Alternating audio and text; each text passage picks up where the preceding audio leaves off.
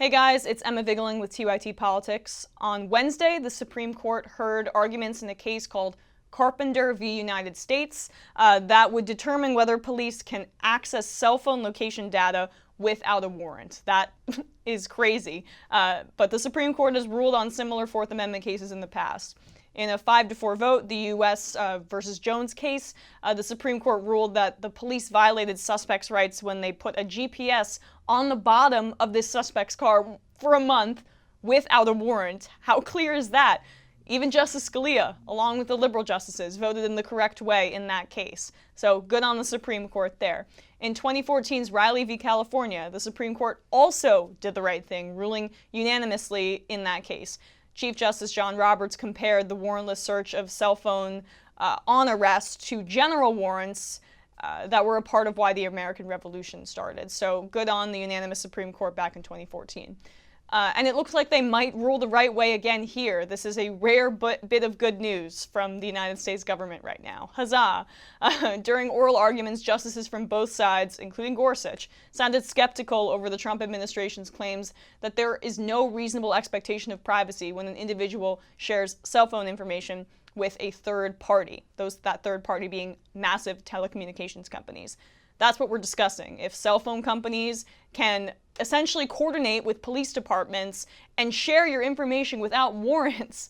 Sounds familiar, right? Yeah. So a lot of this coordination between the government and private telecommunications companies was unearthed in Edward Snowden's revelations.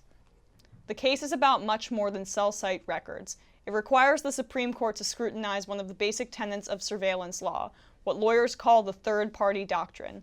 The decades-old doctrine is based on the idea that people forfeit their expectation of privacy under the Fourth Amendment when they voluntarily hand over information to private companies, like banks and telecom and internet companies. That idea formed part of the legal underpinning for the now defunct NSA surveillance program that the agency used to collect the phone records of every American in bulk.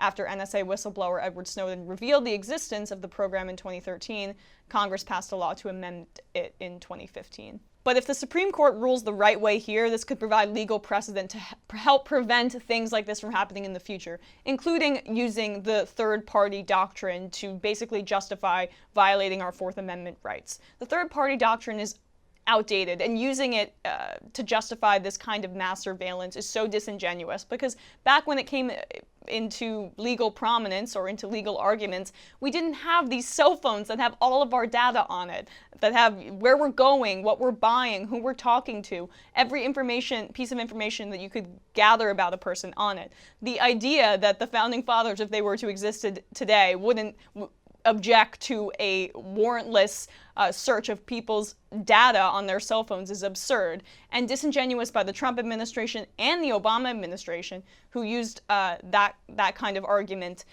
when discussing the NSA. So I am so glad that the Supreme Court is deciding to look at these cases on a nonpartisan basis, and that our Fourth Amendment protections are at least being temporarily protected by the Supreme Court regardless of party affiliation.